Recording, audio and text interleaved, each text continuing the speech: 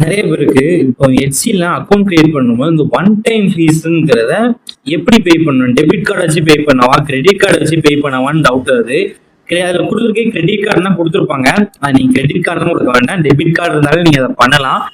அந்த credit card இருக்க நம்பரில் உங்கள் டெபிட் கார்டு நம்பரை நீங்கள் டைப் பண்ணால் மட்டும் போதும். டெபிட் கார்டு இருக்க டீட்டெயில்ஸ் நீங்கள் கொடுத்துக்கோங்க. கிரெடிட் கார்டா டெபிட் கார்டாங்கிற டவுட்டுக்கு நீங்கள் டெபிட் கார்டை நீங்கள் செலக்ட் பண்ணிக்கலாம். டெபிட் கார்டை மட்டும் நீங்கள் வச்சு நீங்கள் இதை பண்ணிக்கலாம். HCல என்ன ஃபீஸ் நீங்க பே பண்ணாலும் டெபிட் கார்டு வச்சு நீங்க பே பண்ணிக்கலாம். இன்னொரு டவுட் வந்து என்ன டெபிட் கார்டு வச்சு பண்ணலாம் அப்படிங்கிற டவுட் இருக்கும்.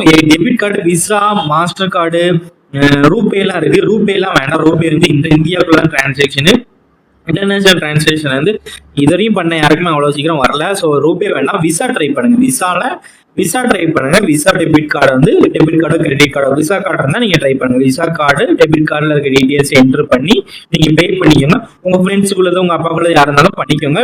பண்ணிட்டு நீங்க அதுக்கு delivery one time fees pay பண்ணிட்டு நீங்க பண்ணிக்கலாம். ஸோ இந்த டவுட் எதுவுமே வேணாம். டெபிட் கார்டு இருந்தாலே பண்ணலாம்.